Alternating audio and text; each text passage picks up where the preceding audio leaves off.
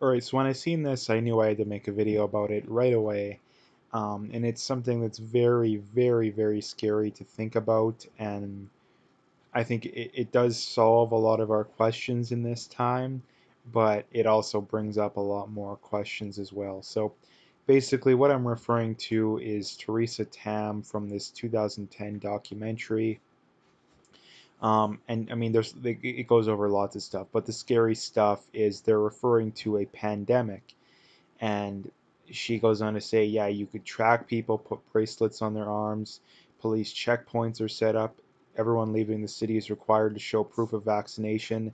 Those who refuse to cooperate are taken away to temporary detention centers. Now, the first thing that I would like to point out when it comes to this kind of stuff, everybody in the comments section, literally everybody, no matter what side of the political spectrum you are on, should be saying, this is scary, you know what, we can't have this. This isn't what we want. Everybody should be saying this, but we're going to have a big group of people, namely people on the left, that are going to defend, that are going to deflect from this kind of stuff. And it just goes to show that I used to think, and I still think to an extent, but the right likes to joke that people on the left are communists and they support, authoritarian stuff. And the left accuses the right of it too, with little to no evidence. At least the right gives some evidence. I mean, Justin Trudeau, talks about how much he admires a communist country, and the country he admires most in the world is a communist country. Pretty sure that's enough to justify accusing Trudeau of being a communist. But you have these people on the left that constantly accuse Trump of being a Nazi. Do they give any evidence whatsoever? No, they don't. Now, enforcing immigration law isn't evidence of being a Nazi. Again, it's the law. A law that the past president was just as happy as Trump was to enforce, and no one accused him of being a Nazi. So again, that is not a reason. Now, if you have a legit reason, go ahead, throw it in the comments section. We can talk about it. But from what I see, if there was a legit reason, the left would have brought it up long ago. So that's the first thing I wanted to point out. Like this, the next thing to point out here too is that we've had people like, I mean, the first one that comes to mind is people like Alex Jones, who, I mean, I don't really agree with on a lot of stuff. I mean, he's been right about a lot of stuff. As crazy as the guy sounds when you listen to him, he has been right about a lot of stuff. Now, in one of his biggest documentaries, maybe his biggest documentary, um, I believe it's called Police State, he brings up stuff like this, that checkpoints are set up everywhere. Everyone leaving has to show proof of vaccination. People who disagree are thrown in gulags, all this kind of stuff. And when you watch, you think, oh, this is crazy, that'll never happen. And yet we have people, namely this Tam, and Justin Trudeau as well, who openly are praising policies like that kind of stuff. And again, the problem that we have nowadays is those who don't learn from history are bound to repeat it. And we have a very large percentage of people in Canada that are so content, so tone deaf, so ignorant of history that we are going to repeat stuff like this if we don't get our heads out of our you know whats, because we have all these people that think, oh, we have the it'll never happen to us mentality. We think that stuff, the stuff that went on in World War II happened like centuries ago. No, there's people still alive that witnessed that kind of stuff and suffered from that kind of stuff, and probably people that perpetrated that kind of stuff. So I think we're overdue, in our modern society, for a major war. Maybe that war won't be as guns and ammo and tanks and bombs as much as it was in the past, largely because of nukes, but we are long overdue for a major event. Whether it's a civil war, I don't know what it'll be, but we have people like that, people calling for stuff like this, and it's absolutely scary. Now, just imagine if Trump had called for something like this. Imagine if Fauci, the doctor that he kind of reluctantly has, heading things up, had called for stuff like this. This would be all over the news. This would be front page. This would be a bigger story than the virus itself. But you have the Canadian version of it, and nobody cares. Nobody cares. And It's absolutely insane. And you had Justin Trudeau with, oh, things aren't going to go back to normal till we have a vaccine, all this kind of stuff. And, it wouldn't surprise me if stuff like this is implemented, maybe not to the same degree. But the fact that people like this even are, have proposed stuff like this in the past just goes to show that they should not be in government.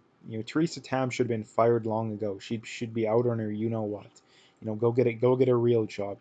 You've lost all credibility with your borders don't work, masks don't work, lies. You're clearly, she works for the World Health Organization, so suggesting that she has a conflict of interest is not even debatable. Like, she has a clear and obvious conflict of interest. And given the fact that she's called for commie authoritarian techniques or in the past, just goes to show that I'm pretty sure she's going to side with the commie authoritarian World Health Organization, who is largely run by China. Like, come on, like, is it even a question at this point? Like, who are we fooling? Like, these people that come in the comments sections in my videos and others, like, that try and debate this kind of stuff, like, it's right out in the open. This is literally Emperor has no clothes, and you're trying to point out, oh no, he does have clothes, even though everybody's looking at him buck naked. Like, this is where we're at in society. And I don't understand it. Like, I don't understand why so many people just go along supporting their own enslavement. Like, like, what do you think you have? What do you think you have in it for you? Like, seriously.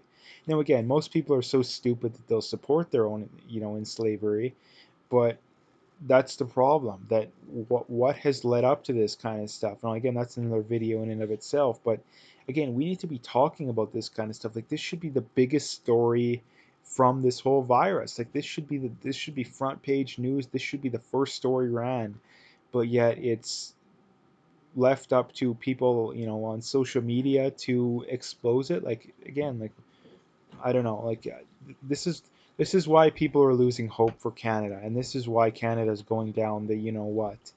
That stuff like this goes on, and nobody seems to care. Like, nobody seems to care. And like I say, I used to kind of laugh that when people on the right would accuse people on the left of being communists, and I kind of scoff. Oh yeah, you'd laugh, and you'd know in the back of your head that it's BS, but I don't think it is anymore. Like, I really don't. Like, Justin Trudeau saying that the country he admires most is a communist country.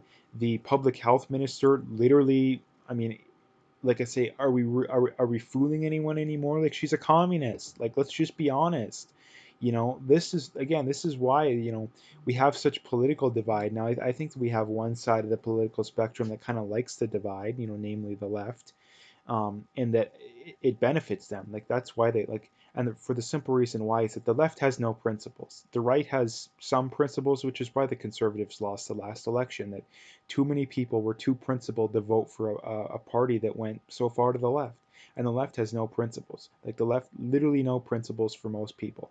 And I mean, look at Rules for Radicals. That's the best example too. The left has gone way to the left, and yet has you look at some of these major Reddit threads on Twitter on all these kind of things. Has any like I've yet to see someone who it's almost always the moderates. It's almost always the moderates that I mean, you look at the Walk Away campaign on the left, but have you seen some of these major leftists be like, "Hey, we've gone too far"? No, they don't. But have you seen people on the right say that? Absolutely, absolutely. Look at how many Never Trumpers there is compared to Never Trudeauers. At least people, never Trumpers refer to people who are on the right who, aren't, would never vote for Trump. But is there anyone with for Trudeau in Canada? No, I mean, there's obviously some, but not nearly as many, and they're not nearly as publicized. So that's what I wanted to point out here today. And like I mentioned yesterday, I wanted to make a video about this because this is the scariest crap I think you could possibly make up. That you have people proposing stuff like this, and so many people just not even like not even miss a beat, all this kind of stuff. And like I say, this is the public health minister too. Like, this is not a like, this is too much of a coincidence for this not to be the case. And I think this is one of the reasons why they're stalling the reopening so much, is that they're trying to experiment with, hey, can we get away with doing stuff like this? They've already been experimenting with the whole snitch on your neighbor, Nazi kind of snitch on your neighbor, from the Nazis. They first implemented that kind of stuff. They've largely got away with that. It wouldn't surprise me if they got this kind of stuff. And like I say, forced vaccinations too. I've went over that too. Crazy, crazy policy too. Is that vaccines are not 100% safe and effective. If they were, vaccine companies would have no reason to force the government to give them immunity for any lawsuits claiming damage. Um, and like I say too, the minute that a vaccine company can force you to use their product, those companies will be worth hundreds of billions, if not trillions of dollars. And you have a lot of these elites, a lot of these high up, level politicians that have, investments or a stake in the game, you know, for these big companies to succeed. And if they can force their product onto people, then they will benefit mightily. Like namely Bill Gates. He's kind of running to be the next George Soros. Even though Soros is what, like 100 years old. I think Bill Gates is trying to take over for him when he dies off. So basically, to bring it full circle here, this is some scary, scary, scary stuff. And like I say, everybody should be able to agree on this. There should be no dissent whatsoever, amongst anyone. But I guarantee you there will be, because you have a lot of these people, namely people on the left, who full on support this kind of stuff or are too ignorant to realize that the policies they're advocating for lead to this kind of stuff. So anyway, I'm gonna leave the video there. If you'd like to, make sure to hit that like and subscribe. Check out my PayPal and email. I got linked in the description. I appreciate any donations, but at the very least, just hit that like and subscribe if you haven't already. That's all I really care about. And last thing, as always, check out my BitChute channel as well.